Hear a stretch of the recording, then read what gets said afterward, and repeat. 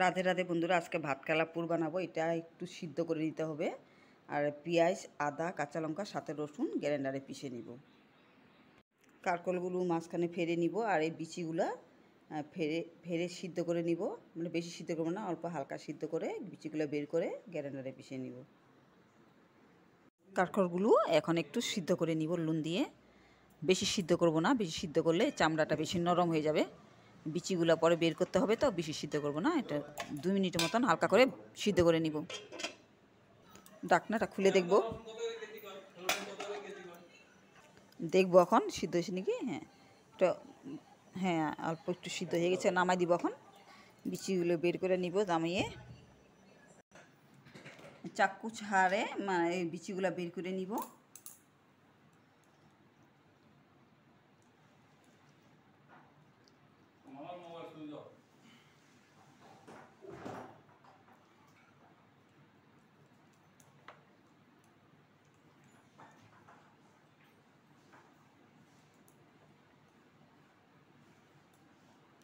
এমন করে সবগুলো বিচিগুলো বের করব। চাকুর সাহারে এই বিচিগুলো সব বের করে নিব। সবগুলো বের করে হয়ে গেছে।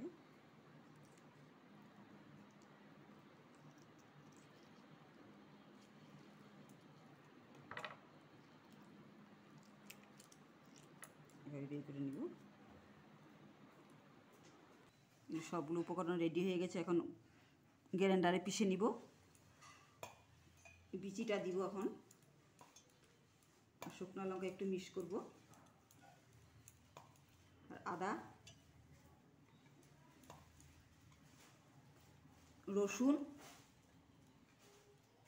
কাঁচা লঙ্কা আর পেঁয়াজ।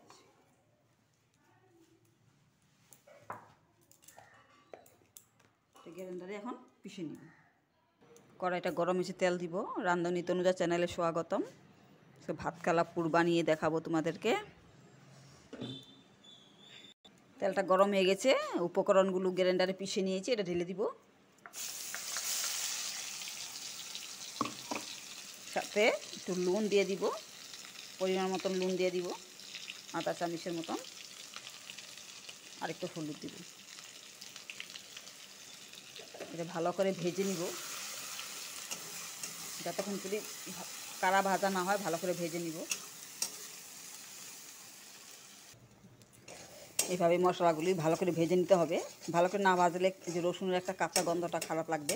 যতক্ষণ ধরে তেল বের না হবে ততক্ষণ ধরে ভালো করে ভেজে নেবে। হালকা একটু মুখে দিয়ে দেখবে যে ভালো করে ভাজা হয়েছে কিনা। হয়ে গেছে এখন ভাজা।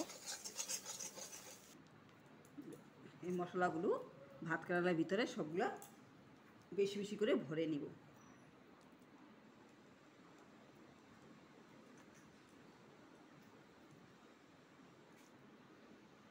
যতটুকু দরকার অতটুকু ভরে নিব।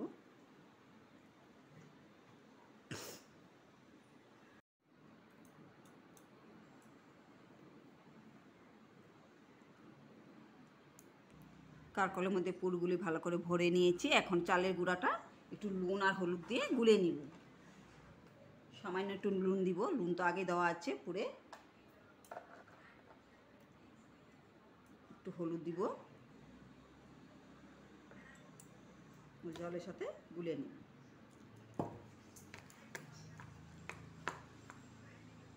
পুরটা ভালো করে কারকলের ভিতরে ভরে নিয়েছি। এখন চালের গুঁড়াগুলো উপরে উপরে দিয়ে নিব, যেন পুরগুলা না বেরোয়, ভিতরে থাকবে।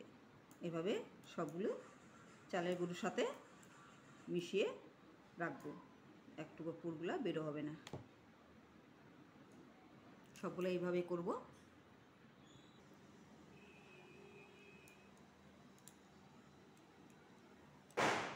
কড়াইটা বসিয়ে দিয়েছি, আবার তেল দিব।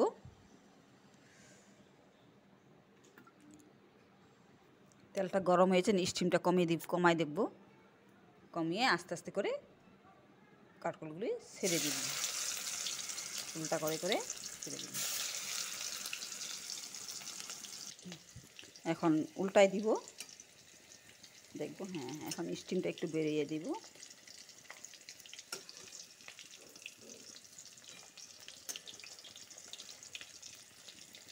সময় বেশি লাগে, খেতে কিন্তু হেভি লাগে। ভাত কেরালা পুরটা উল্টিয়ে দিয়ে উল্টা পিঠে একটু ভেজে নিব ভালো করে, লাল লাল করে। দারুণ লাগে, হেভি লাগে খেতে। সময় বেশি লাগলেও একটু খেতে কিন্তু অনেক অসাধারণ টেস্টি লাগে। মাঝে মাঝে খেলে একটু ভালোই লাগে। সবসময় তো খাওয়া যায় না এইসব বেশি মশলাটা, একটু মাঝে মাঝে খেতে ভালো লাগে।